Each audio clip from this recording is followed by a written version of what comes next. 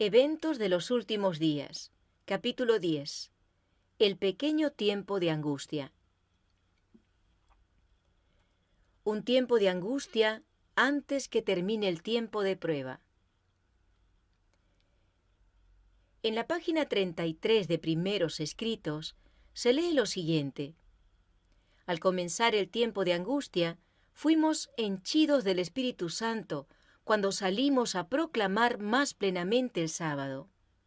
Esta visión fue dada en 1847, cuando eran muy pocos los hermanos adventistas que observaban el sábado. Y de estos, eran aún menos los que suponían que su observancia era de suficiente importancia para trazar una separación entre el pueblo de Dios y los incrédulos. Ahora se comienza a ver el cumplimiento de esa visión. El comienzo del tiempo de angustia mencionado entonces no se refiere al tiempo cuando comenzarán a ser derramadas las plagas, sino a un corto período precisamente antes que caigan, mientras Cristo está en el santuario. En ese tiempo, cuando se esté terminando la obra de la salvación, vendrá aflicción sobre la tierra, y las naciones se airarán, aunque serán mantenidas en jaque para que no impidan la realización de la obra del tercer ángel. El fin de la libertad religiosa en los Estados Unidos. La ley de Dios ha de ser invalidada por los instrumentos de Satanás. En nuestro país, que se jacta de la libertad, se acabará la libertad religiosa. Se definirá el conflicto sobre la cuestión del sábado, y esto conmoverá a todo el mundo. Una gran crisis aguarda al pueblo de Dios. Muy pronto nuestra nación intentará imponer sobre todos la observancia del primer día de la semana como un día sagrado. Al hacerlo, no tendrán escrúpulos de obligar a los hombres, contra la voz de su propia conciencia, a observar el día que la nación declara como día de reposo. R.H. Extra, 11 de diciembre de 1888. Los adventistas del séptimo día pelearán la batalla por el día de reposo del séptimo día. Las autoridades en los Estados Unidos y en otros países se levantarán en su orgullo y poder y promulgarán leyes para restringir la libertad religiosa. Los protestantes de los Estados Unidos serán los primeros en tender las manos a través de un doble abismo al espiritismo y al poder romano. Y bajo la influencia de esta triple alianza, ese país marchará en las huellas de Roma, pisoteando los derechos de la conciencia. La Iglesia y el Estado se oponen al pueblo de Dios. Todos los que no se sometan a los decretos de los concilios nacionales y obedezcan las leyes nacionales que ordenan exaltar el día de reposo instituido por el hombre de pecado, por encima del día santo de Dios, sentirán no solamente el poder opresivo del papado, sino también el del mundo protestante, que es la imagen de la bestia. Aquellos cuerpos religiosos que rehúsen oír los mensajes de advertencia de Dios, estarán dominados por fuertes engaños y se unirán con el poder civil para perseguir a los santos. Las iglesias protestantes se unirán con el poder papal para perseguir al pueblo de Dios que guarda los mandamientos. Esta potencia semejante a un cordero se unirá al dragón para guerrear contra los que guardan los mandamientos de Dios y tienen el testimonio de Jesucristo. La Iglesia apelará al brazo poderoso de la autoridad civil y en esta obra los papistas y los protestantes irán unidos. Ante los tribunales. Aquellos que vivan durante los últimos días de la historia de esta tierra sabrán lo que significa ser perseguidos por causa de la verdad. La injusticia prevalecerá en los tribunales. Los jueces se negarán a escuchar las razones de los que son leales a los mandamientos de Dios, porque saben que los argumentos en favor del cuarto mandamiento son irrefutables. Dirán, tenemos una ley, y por nuestra ley debe morir. Para ellos la ley de Dios no significa nada. Nuestra ley es suprema para ellos. Aquellos que respeten esta ley humana serán favorecidos, pero no se les mostrará ningún favor a los que no se inclinen ante el ídolo del falso día de reposo. St. Mayo 26 de 1898. Cuando seamos llevados ante los tribunales, tendremos que renunciar a nuestros derechos, a menos que esto nos ponga en conflicto con Dios. No estamos pidiendo que se reconozcan nuestros derechos, sino que se reconozca el derecho de Dios de recibir nuestro servicio. Los adventistas serán tratados con desprecio. La misma mente magistral que maquinó contra los fieles en siglos pasados sigue procurando librar la tierra de aquellos que temen a Dios y obedecen su ley. La riqueza, el genio y la educación se combinarán para cubrirlos de escarnio. Gobernantes, perseguidores, ministros de la religión y miembros de las iglesias conspirarán contra ellos. De viva voz y por la pluma, con jactanciosas amenazas y el ridículo, procurarán destruir su fe. Vendrá una época cuando, debido a nuestra defensa de la verdad bíblica, seremos tratados como traidores. Los que honran el sábado de la Biblia serán denunciados como enemigos de la ley y del orden, como quebrantadores de las restricciones morales de la sociedad y por lo tanto causantes de anarquía y corrupción que atraen sobre la tierra los altos juicios de Dios. Sus escrúpulos de conciencia serán presentados como obstinación, terquedad y rebeldía contra la autoridad. Serán acusados de deslealtad hacia el gobierno. Todo el que en ese día malo quiera servir sin temor a Dios, de acuerdo con los dictados de su conciencia, necesitará valor, firmeza y conocimiento de Dios y de su palabra. Porque los que sean fieles a Dios serán perseguidos, sus motivos serán condenados, sus mejores esfuerzos serán desfigurados y sus nombres serán denigrados. Todo tipo de persecución. Las persecuciones de los protestantes por parte del catolicismo, debido a las cuales la religión de Jesús fue casi aniquilada, serán más que imitadas cuando se unan el protestantismo y el papado. Satanás tiene un millar de ataques disfrazados que serán lanzados contra el pueblo leal de Dios, que guarda los mandamientos, para obligarlos a violar su conciencia. No necesitamos sorprendernos de nada que ocurra ahora. No necesitamos maravillarnos de ningún suceso de horror. Los que pisotean bajo sus malvados pies la ley de Dios tienen el mismo espíritu que poseyeron los hombres que insultaron y traicionaron a Jesús. Sin ninguna contrición de conciencia harán las obras de su padre, el diablo.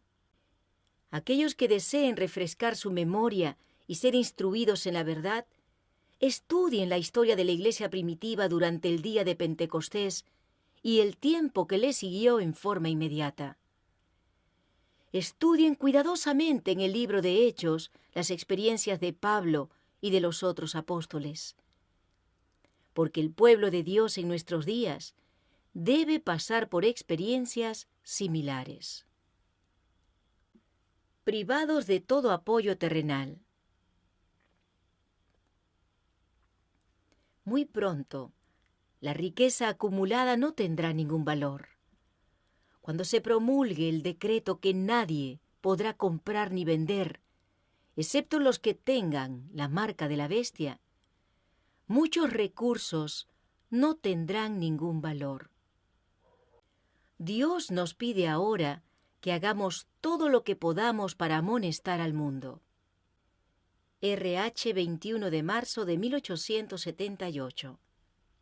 Se acerca el tiempo en que no podremos vender a ningún precio. Pronto se promulgará el decreto que prohibirá a los hombres comprar o vender si no tienen la marca de la bestia. Hace poco esto estuvo a punto de ocurrir en California, pero fue solo una amenaza de que soplarían los 4 vientos. Hasta el momento, estos son retenidos por los 4 ángeles. No estamos enteramente listos. Hay una obra que debe hacerse todavía, y entonces se les ordenará a los ángeles que los suelten, para que los 4 vientos puedan soplar sobre la tierra. En el último gran conflicto de la controversia con Satanás, los que sean leales a Dios serán privados de todo apoyo terrenal, porque se niegan a violar su ley en obediencia a las potencias terrenales. Se les prohibirá comprar o vender. Satanás dice, por temor a que les falten el alimento y el vestido, se unirán al mundo en la transgresión de la ley de Dios. La tierra quedará completamente bajo mi dominio. Algunos serán encarcelados por su fe. Algunos serán encarcelados porque se negarán a profanar el día de reposo del Señor. Cuando los defensores de la verdad se nieguen a honrar el domingo, unos serán echados en la cárcel, otros serán desterrados y otros aún tratados como esclavos. Ante la razón humana todo esto parece ahora imposible, pero a medida que el espíritu refrenador de Dios se retire de los hombres y éstos sean dominados por Satanás, que aborrece los principios divinos, se verán cosas muy extrañas. Muy cruel puede ser el corazón humano cuando no está animado del temor y del amor de Dios. Si somos llamados a sufrir por Cristo, seremos capaces de ir a la prisión confiando en Él como un niñito confía en sus padres. Ahora es el momento de cultivar la fe en Dios. Muchos serán ejecutados. Lo mejor que podemos hacer es estar en estrecha comunión con Dios, y si Él quiere permitir que seamos mártires por causa de la verdad, esto puede ser el medio de traer a muchos otros a la verdad. Muchos serán encarcelados. Muchos, para salvar sus vidas, huirán tanto de las grandes ciudades como de las poblaciones pequeñas, y muchos serán mártires por causa de Cristo al permanecer firmes en favor de la verdad. Tenemos delante de nosotros la perspectiva de una lucha larga, con riesgo de encarcelamiento, pérdida de bienes y aún de la vida misma para defender la ley de Dios. Se requerirá de los hombres que rindan obediencia a los edictos humanos en violación de la ley divina. Los que sean fieles a Dios y al deber serán amenazados, denunciados y proscritos. Serán traicionados por padres y hermanos y parientes y amigos, aún hasta la muerte. No hemos de poseer el valor y la entereza de los mártires de antaño hasta que seamos colocados en la situación en que ellos se encontraron. Si retornaran los días de la persecución, habría gracia suficiente para despertar cada energía del alma que manifestare verdadero heroísmo.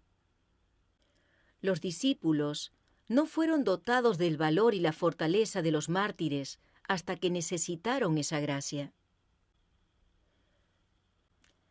¿Cómo permanecer firme bajo la persecución? Descubriremos que tendremos que desprendernos de todas las manos, excepto de la de Jesucristo. Los amigos demostrarán su perfidia y nos traicionarán.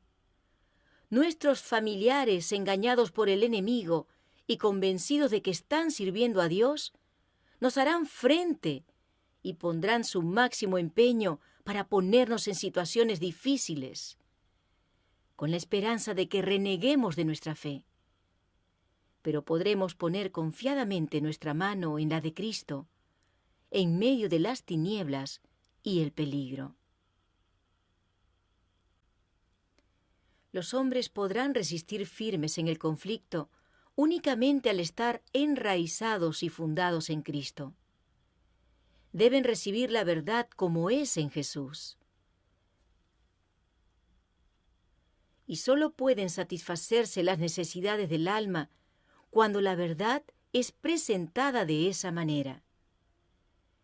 El predicador de Cristo crucificado, Cristo nuestra justicia, es lo que satisface el hambre del alma. Cuando obtenemos el interés de la gente en esta gran verdad central, la fe, la esperanza y el valor vienen al corazón.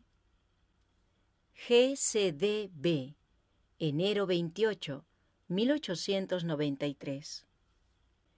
Debido a su fe, muchos serán privados de su casa y de su herencia aquí.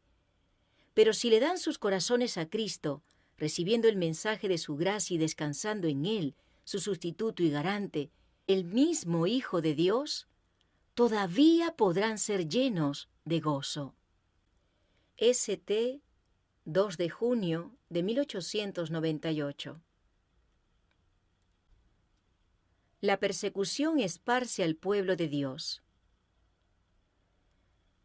A medida que en diferentes lugares se suscite enemistad contra los que observan el día de reposo del Señor, podría resultar necesario para el pueblo de Dios que se trasladen de esos lugares a otros, donde no enfrenten una oposición tan acérrima.